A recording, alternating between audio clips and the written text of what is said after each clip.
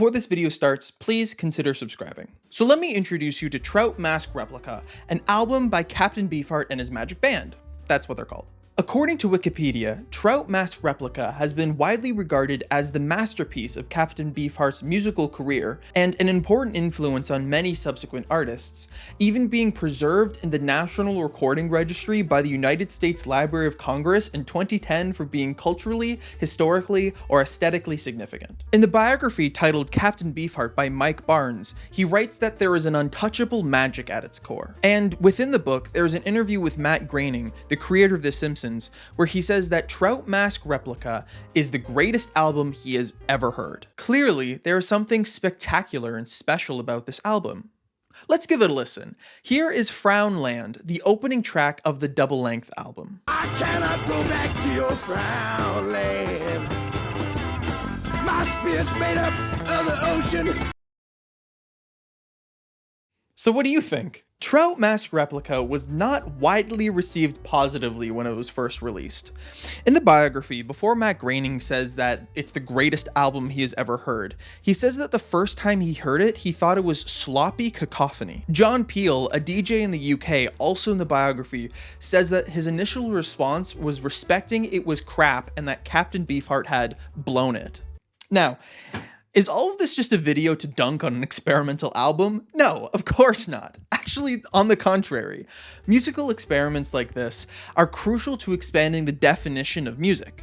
Like John Cage's 433, or Bob's Burgers' very own H. John Benjamin's Well I Should Have jazz album. These experimental works shape tastes and expand the definition of what we classify as music. Now, the definition of music is an entirely other video, but the reason I bring up Trout Mask Replica and other endeavors is that, well, listen to it. I personally wouldn't listen to it on a regular basis or bump it in my car. Okay, so what does that have to do with making music that sucks? I've said that a lot on this channel. And at the end of the day, if the loop sucks, it just sucks. Sometimes you make a bad loop, and sometimes you make a bad song, and they just suck, and it is what it is. And you learn, and you move on. Creating music, writing, and all other art forms are a process. It takes time and effort to build up to the level of quality that you're looking for. I can only speak for music creation, but I'm sure this applies to a bunch of different art forms when I say there are a ton of supposed rules, and that these rules apply over everything. As an example, let's talk about music theory. There are a couple of different definitions of music theory, but what it really boils down to is the study of the fundamental elements that construct and govern the language of music, and the methods and concepts that composers and other musicians use in creating and performing music. Music theory is not math. There are not hard and fast rules about addition and subtraction and equations and if a formula is correct or if the answer is right or wrong. Music theory is an explanation on why something works in music, not a set of hard and fast rules that tell you how you have to make music. And that distinction is really important to note. You do not need to know complex music theory to make something sound good.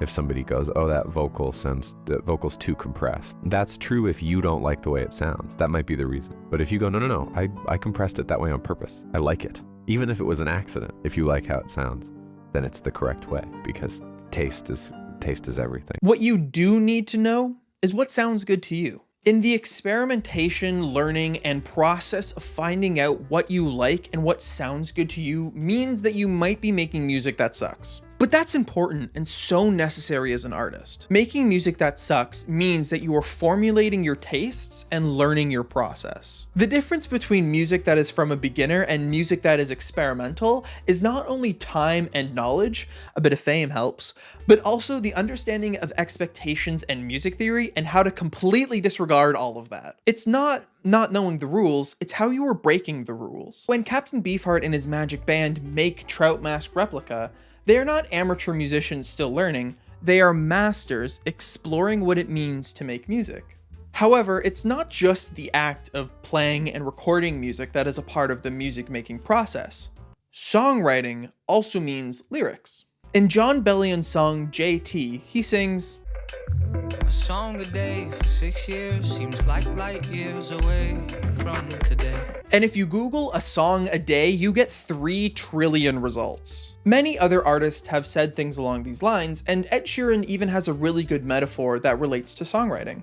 You view it as a dirty tap. When you switch a dirty tap on, it's going to flow shit water out for a substantial amount of time, and then clean water is going to start flowing, and now and then you'll get a bit of shit, but as long as it gets out of you, it's fine. But what is failed to mention is the analytical part. When it comes to writing music, and in this case writing lyrics, you have to be of two minds, the creative and the analytical. Sure, you could write 5 songs a day, but if you're not analyzing what you're writing and how to make it better, you're not really helping yourself out. When writing lyrics, you have to let your creative mind be free of judgment and let it all flow out, regardless of quality, just like Ed Sheeran's metaphor. But you also have to go back through your lyrics and find what you've done right and figure out areas that you can improve upon. The issue of songwriting is allowing the creative mind to flow and saving the analytical part for later. It's really easy to be hard on yourself and think what you just wrote is shit and beat yourself down for not writing the best lyrics ever. It's much harder to let it all flow out, accept yourself and where you're at, finish writing,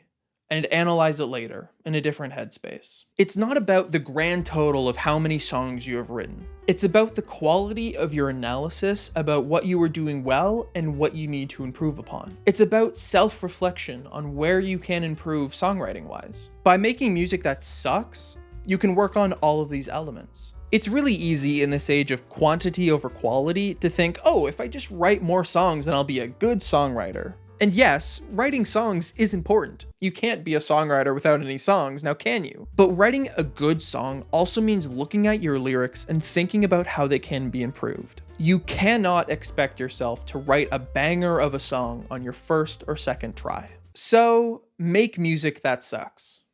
Because maybe one day you'll make music that doesn't. And who knows what might happen next.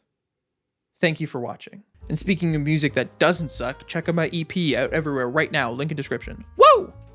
What the hell am I saying? What am I saying? Ah! Bye everyone, thank you for watching.